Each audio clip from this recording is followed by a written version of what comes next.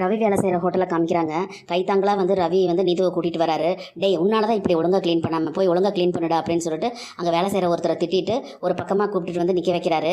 சரி இருங்க உங்களை நான் தூக்கிட்டு போய் ஒரு இடத்துல நிற்க வைக்கிறேன் அப்படின்னு சொல்லிட்டு தூக்கிட்டு வராரு. தூக்கிட்டு வரும்போது கரெக்டாக ரவியை பார்க்கறதுக்காக ஸ்ருதி வந்து ஆட்டோ விட்டு இறங்கி உள்ளே வந்துகிட்டு இருக்காங்க. கரெக்டாக ரவி வந்து நீதுவை தூக்கி வச்சுட்டு நிற்கிறத வந்து ஸ்ருதி பார்த்துடுறாங்க. பார்த்தவங்க வந்து பயங்கரமாக கோவப்பட்டுட்டு அப்படியே திரும்பி ஓடுறாங்க. அதை பார்த்து ரவி இருந்துட்டு ஸ்ருதி நில்லு நீதுக்கு அடிபட்டுருச்சு அப்படின்னு சொல்லி சொல்கிறாரு. ஆனால் எதையுமே காதில் வாங்காமல் ஸ்ருதி அவசரமாக வெளியே போயிட்டு ஆனால் சீக்கிரம் ஆட்டோ எடுங்க அப்படின்னு சொல்லி சொல்கிறாரு. பின்னாலே ஓடுன ரவி வந்து ஸ்ருதின்னு கூப்பிடுறாரு. ஆனா ஆட்டோ போயிருது. திரும்ப ரவி ஹோட்டலுக்குள்ள வந்ததுக்கப்புறம் நீது வந்துட்டு எங்க ஸ்ருதி அப்படின்னு சொல்லி கேட்கறாங்க. அவ போயிட்டா அப்படின்னு சொல்லி சொல்றாரு ரவி. அவங்க ஏதாவது தப்பா மீன் பண்ணிட்டாங்களா அப்படின்னு சொல்லிட்டு நீது கேட்கறாங்க. அவ அப்படியெல்லாம் எடுத்துக்கிறவ கிடையாது, ஆனா ஏதோ கோபமா போயிட்டா அப்படின்னு சொல்லிட்டு ரவி சொல்றாரு. சரி நீங்க போய் ஸ்ருதியை சமாதானப்படுத்துங்க அப்படின்னு சொல்லிட்டு நீது சொல்றாங்க. இல்ல நான் அப்புறமா பாத்துக்கிறேன் அப்படின்னு சொல்லிட்டு வாங்க உங்களுக்கு ரொம்ப அடிபட்டு இருக்கல ஹாஸ்பிட்டல் போலாம் அப்படின்னு சொல்லிட்டு கூப்பிட்டு போறாரு. இங்க வீட்டுல காமிக்கிறாங்க. மீனா வந்து ரெடி ஆயிட்டு ஹாலில் நின்றுட்டு இருக்காங்க. அப்ப முத்து உள்ள வந்துட்டு மீனா அப்படின்னு சொல்லி கூப்பிடுறாரு.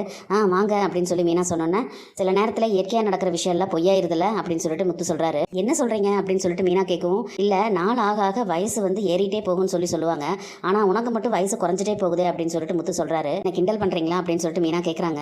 இல்ல மீனா நிஜமா தான் சொல்றேன் அப்படின்னு சொல்லிட்டு முத்து சொல்றாரு.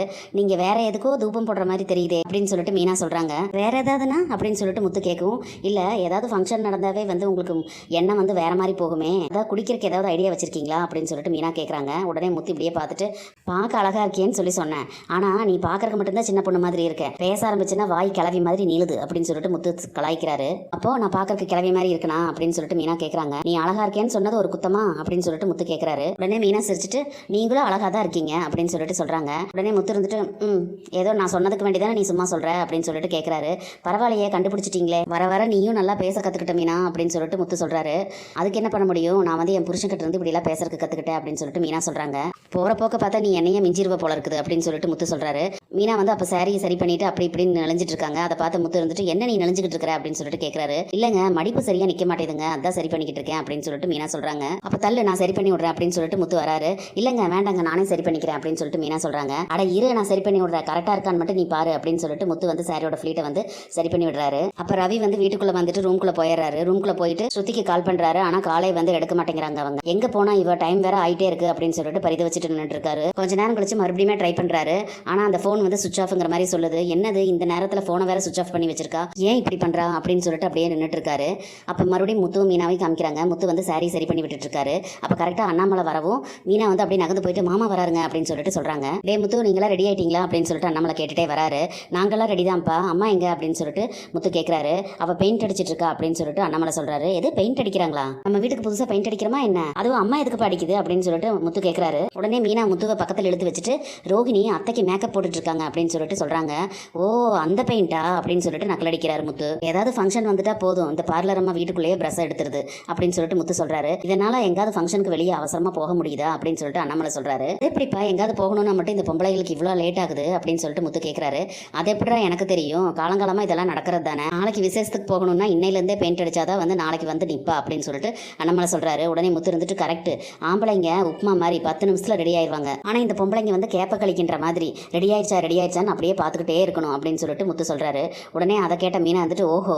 உடனே அண்ணாமலை வந்துட்டு டே சும்மா இருடா அம்மா, நீ ஏதாவது தப்பா நினைச்சுக்காதான், ஏதோ சும்மா விளையாட்டுக்கு சொல்றான் அப்படின்னு சொல்லிட்டு அண்ணாமலை சொல்றாரு. மீனாவை பார்த்துட்டு நான் எதுவும் தப்பாலாம் நினைக்கல மாமா, நான் வந்து எப்படியாவது அழகா வந்தா என் புருஷனுக்கு தானே பெருமை, பாரு இவன் பொண்டாட்டி வந்து எவ்வளவு நல்லா வச்சிருக்காங்கன்னு சொல்லி இவரை தானே பெருமையா பேசுவாங்க அப்படின்னு சொல்லிட்டு மீனா சொல்றாங்க. அதை கேட்ட முத்து இருந்துட்டு ஓ அப்படின்னு சொல்லிட்டு அண்ணாமலை கிட்ட போய் அப்படின்னு அம்மாவை போய் இன்னும் நல்லா 2 கோட்டிங் பெயிண்ட் அடிக்க சொல்லுப்பா அப்படின்னு சொல்லி சொல்றாரு. உனக்கு பெருமை வருமலப்பா அப்படின்னு சொல்லி சொல்றாரு. அதை கேட்ட அண்ணாமலை இருந்துட்டு டேய் கேட்ட போகுது கிளம்புற நேரத்தில் அப்படின்னு சொல்லிட்டு சொல்றாரு. டைம் ஆகுது இல்லப்பா அப்படின்னு சொல்லிட்டு முத்து சொல்றாரு. வந்துருவா இருடா அப்படின்னு சொல்லிட்டு அண்ணாமலை அந்த பக்கமா போயிடுறாரு. முத்து அப்படியே திரும்பி மீனாவே பார்த்துட்டு நின்றுட்டு இருக்காரு. அந்த பக்கம் பாத்தீங்கன்னா மனோஜோட ரூம்ல காமிக்கிறாங்க. மனோஜ் கோட்டு சூட் எல்லாம் போட்டு ரெடி ஆயிட்டு இருக்காரு. ரோஹிணி வந்து விஜயாக்கு லிப்ஸ்டிக் போட்டு விட்டுட்டு இருக்காங்க. விஜயா வந்துட்டு போது விடுமா அப்படின்னு சொல்லி சொல்றாங்க. முடிஞ்சது ஆண்டி பாருங்க அப்படின்னு சொல்லிட்டு சொல்றாங்க. விஜயா ஓடி போய் கண்ணாடியில் பார்த்துட்டு ஐயோ இந்த மாதிரி ஆளே அடையாந்திரையார் மாதிரி மாத்திட்டியேம்மா அப்படின்னு சொல்லிட்டு சொல்றாங்க. உடனே மனோஜ் வந்துட்டு இல்லையம்மா தெரியுதே நீதான் சொல்லிட்டு அப்படின்னு சொல்லிட்டு சொல்றாரு. உடனே ரோஹிணி வந்துட்டு மனோஜ் நான் ஆன்ட்டிக்கு லைட்டாக தான் டச் அப் பண்ணேன், ஆன்ட்டி நேச்சுரலாகவே ரொம்ப அழகாக தான் இருக்காங்க அப்படின்னு சொல்லிட்டு சொல்றாங்க. சொல்கிறாங்க. சின்ன வயசுலேருந்தே எல்லாருமே அப்படி தான் சொல்லுவாங்க அப்படின்னு சொல்லிட்டு விஜயா சொல்கிறாங்க. உடனே மனோஜ் இருந்துட்டு யாரோட சின்ன வயசுல இருந்துமா அப்படின்னு சொல்லி கேட்குறாரு. டேய் என்னோட சின்ன வயசுல இருந்துடா அப்படின்னு சொல்லிட்டு விஜயா சொல்கிறாங்க. இப்போவும் நீங்கள் அதே மாதிரி அழகாக தான் இருக்கீங்க ஆண்டி அப்படின்னு சொல்லிட்டு ரோகிணி சொல்கிறாங்க. விஜயா டைம் ஆகுது அப்படின்னு சொல்லிட்டு வெளியிருந்து கத்துறாரு அண்ணாமலை. உடனே விஜயா இருந்துட்டு ஐயோ இவர் வேற அப்படின்னு சொல்லிட்டு சரி வாங்க கிளம்பலாம் அப்படின்னு சொல்லிட்டு விஜயா வந்து வெளியே வராங்க. ரோகிணியும் மனோஜும் அங்கே ரெடி ஆகிட்டு இருக்காங்க. அப்போ வெளியே வந்த விஜயாவை பார்த்துட்டு அண்ணாமலை இருந்துட்டு என்ன எல்லாம் முடிஞ்சுதா அப்படின்னு சொல்லிட்டு கேட்குறாரு.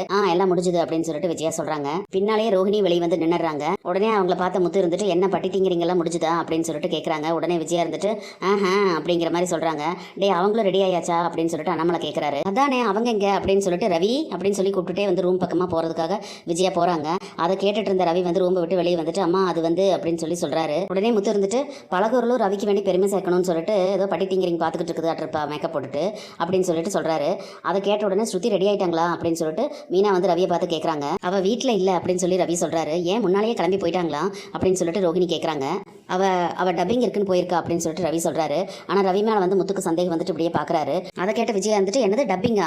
டேய் உங்களுக்கு தாண்டா இன்னைக்கு கல்யாண நாள், இன்னைக்கு போய் டப்பிங் போயிருக்கான்னு சொல்லி சொல்கிற அப்படின்னு சொல்லிட்டு அவங்க கேட்குறாங்க. உடனே ரவி இருந்துட்டு அது அவசரமாக ஒரு வேலை இருக்குன்னு சொல்லி போயிருக்காமா அப்படின்னு சொல்லி ரவி சொல்கிறாரு. அதை கேட்ட அண்ணாமலை இருந்துட்டு ஏன்டா நீங்கள் தானடா ஃபங்க்ஷனுக்கு ரெடி பண்ணீங்க, உங்களுக்கு தானே இன்னைக்கு ஃபங்க்ஷனு, அப்படி இருக்கும்போது வேலை இருக்குதுன்னு சொல்லிட்டு வெளியே போனால் என்னடா இது லீவ் போட்டிருக்க வேண்டியதானே அப்படின்னு சொல்லி அண்ணாமலை சொல்லவும் லீவில் தாப்பா இருந்தா அவசரமாக ஒரு வேலை வந்துருச்சுன்னு சொல்லிட்டு கிளம்பி போனா ஸ்ட்ரைட்டாக ஹாலுக்கே வரேன்னு சொல்லி என்கிட்ட சொல்லிட்டா அப்படின்னு சொல்லிட்டு ரவி சமாளிக்கிறாரு. உடனே மனோஜ் இருந்துட்டு டேய் ஒரு பிஸ்னஸ் மேனு நானே வந்து எல்லா வேலையை விட்டுட்டு ரெடியாகி வந்து நின்றுட்டு இருக்கேன் அப்படின்னு சொல்லி சொல்கிறாரு. அதை கேட்ட முத்து இருந்துட்டு இவன் ஒருத்தர் லெட்டரில் பிள்ளையார் சொல்லி போடுற மாதிரி எங்கே பாரு நான் வந்து பிஸ்னஸ் மேனு சொல்லிட்டு சும்மா இருடா அப்படின்னு சொல்லி சொல்கிறாரு. அவன் அங்கே நேராக வந்துருவாமா, நான் உடனே கிளம்பி வந்துடுறேன், நீங்கள் எல்லாரும் கிளம்புங்க அப்படின்னு சொல்லி ரவி உள்ள போகிறாரு.